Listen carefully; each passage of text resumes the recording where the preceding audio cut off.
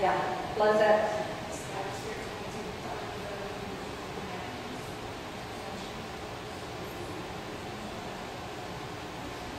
So that's pretty much what it looks like, living in a gas patch. So what you can do to help, and what you can do about it. You can support Texas OGAP because we need a full-time position here before this next legislative session. You can tell your lawmakers that we need Drill Right Texas. And that's that document there, and I believe there's some printed over here. You can sign up for our e-alerts so that when a bill comes out that we need you to help us support, or if a bill comes out we need you to tell your lawmakers we don't want you to vote for this bill. We can send an e-alert, and you can send a fax to your lawmaker with one click. You can start neighborhood groups and share information. It's good to start a lot of groups in your neighborhoods and just gather together and share information and grow your groups and get stronger. You can support the FRAC Act. This will, if we can get support for the FRAC Act, and Texas does not have a co-sponsor yet, but if we can get the FRAC Act passed, then hydraulic fracturing will be regulated under the Safe Drinking Water Act. You can attend your city council meetings and write your city council members and let them know what you want. Let them know you want Drill Right Texas. And one of the most important things you can do is to conserve energy, because if there's not a demand, then they're not going to be drilling. So recycle, reuse, and just conserve energy.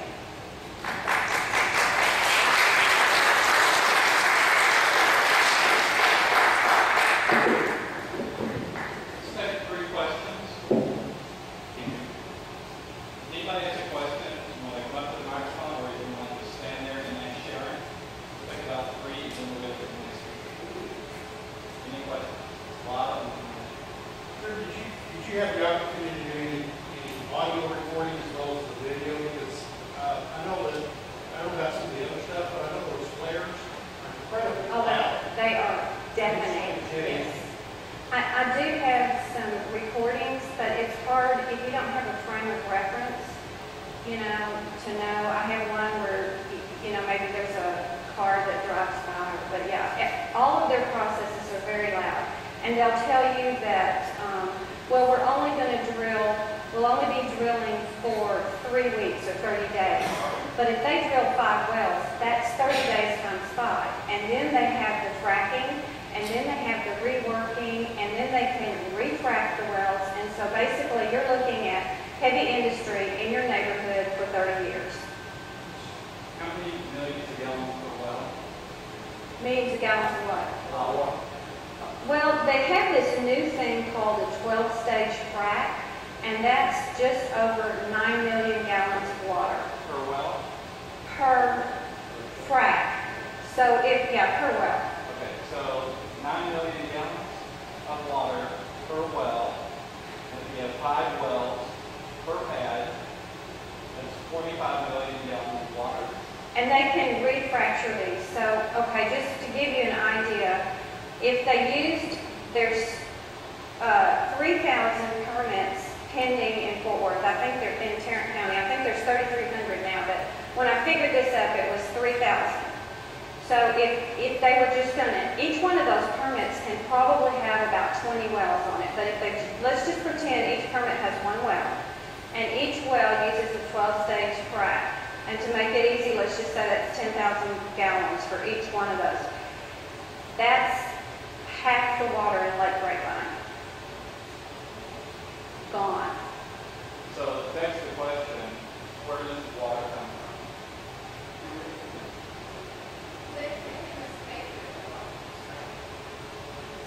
Well, in the cities, they do pay for their water most of the time, right? But now, somebody I just heard is suing some company because they're stealing water. They're not measuring it right. Yes, question. I have a question, and this is maybe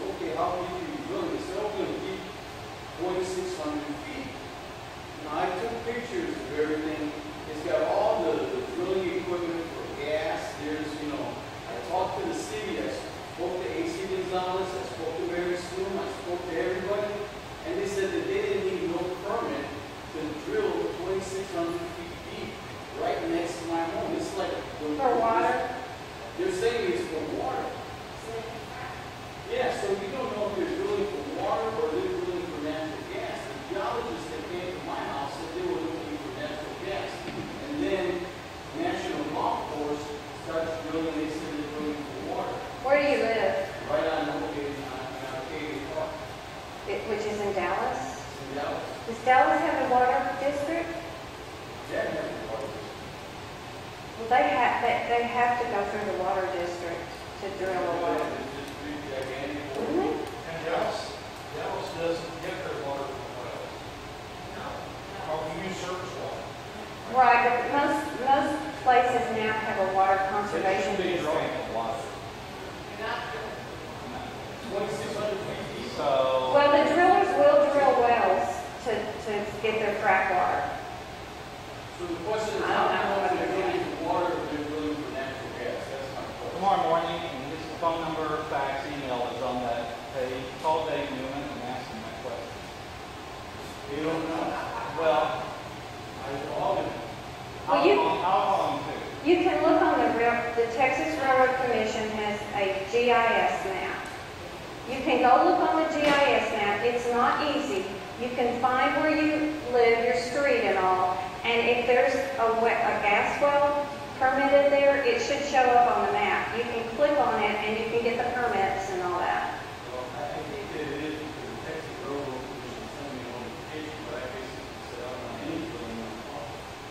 But technically, it's not on your property. It's 5 feet on the. They skipped my property, they moved 5 feet next to my property. It's in the right of way. It's in the right of way where they have the electric. So, you know, really, it's just bizarre the way that they just have encroached on their property without, and they're drilling in this. If you'll leave your contact information with Dan or Susan, I will call Dave in the morning or email him, and we'll communicate. And we'll know something by Friday, I bet. Yes.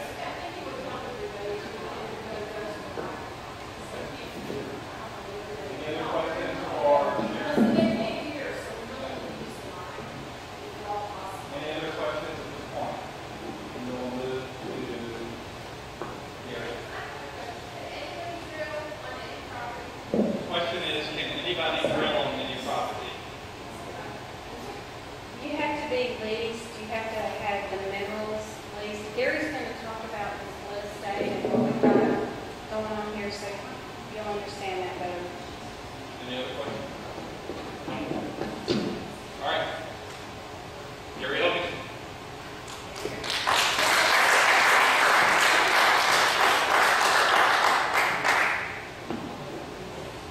I'm going to try not to use this thing. Can everybody hear me? I'm used to talking pretty loud. Why don't you use this microphone? Well, we go back and forth.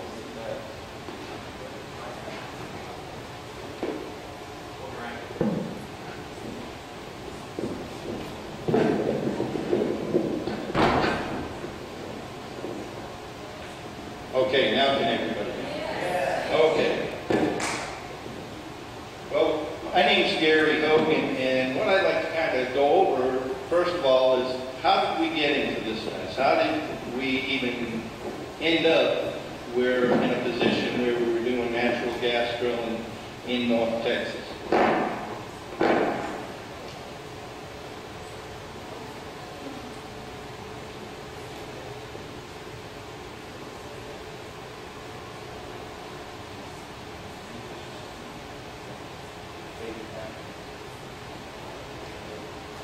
Okay, my name's Gary Hogan. Was president of the Chapel Creek Neighborhood Association in Fort Worth, Texas. Lived on the far west side of Fort Worth. Anybody who travels I-30 through Fort Worth, right after you leave Loop 820 and go toward Weatherford, the first exit is Chapel Creek. When I moved out there, that was paradise. It was completely vacant land. I was the 48th house that was built out there and in the middle of cow pastures. But in 2005, gas drilling came to my neighborhood without my knowledge. I had a few days' notice, but 610 feet, a rig came in, went up, started drilling that night. Wildcatting at its extreme, clanking pipes, screeching brakes, and obnoxious noise. By the second night, I had called my city councilman, quite irate. Luckily, I didn't have a gun at that time, or I'd probably be popping off some rounds at somebody. But I called my councilman, he came out there in the middle of the night at my insistence, and we listened to gas well grown until 3 a.m. and decided we needed to do something about it. What we ended up doing is that councilman, Chuck Silcox, quite a popular name in the city of Fort Worth and renowned in the area. He was a city councilman in Fort Worth for 17 years. And he helped institute in 2006, actually the second task force to look at gas well grown in Fort Worth. The first ordinance was written in 2002 when the city first heard there would be any grown in the city of Fort Worth. During this time period, I've been also spoken to over 50, I'm approaching now, I think this is pretty close to my 60th neighborhood group to speak to on all sorts of Barnett Shale issues. Been a consultant and activist on this subject. Also, just like Sharon, we get calls now from Pennsylvania, New York State, Louisiana, Colorado, and why? Because we're all fighting the same issues. When you hear these stories, it's repetitive. Wherever this industry is gone, you start hearing the same stories, the same negative impacts. I am currently the Vice President of the North Central Texas Community Alliance. Now what that is we started out as a core group of Fort Worth citizens that were trying to work the issues of gas drilling. We soon learned by meeting Calvin Tillman from Dish and other communities that we were ahead of the curve on them, and they were catching up, and they were trying to figure out what are we going to do when these landmen come into town? What are we going to do with this? What are we going to do about that? So we formed this other organization, the North Central Texas Community Alliance, sort of as an umbrella organization to help other communities as these questions came up. And what are we about to do?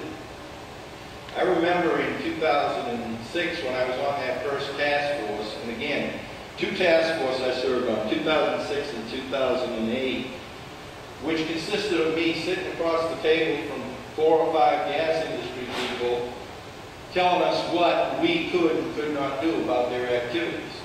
For 9 months, a weekly meeting for 9 months. And it becomes almost stomach-turning to hear them, with their arrogance, tell us what we can and cannot do about their activities. But we did try to write some ordinances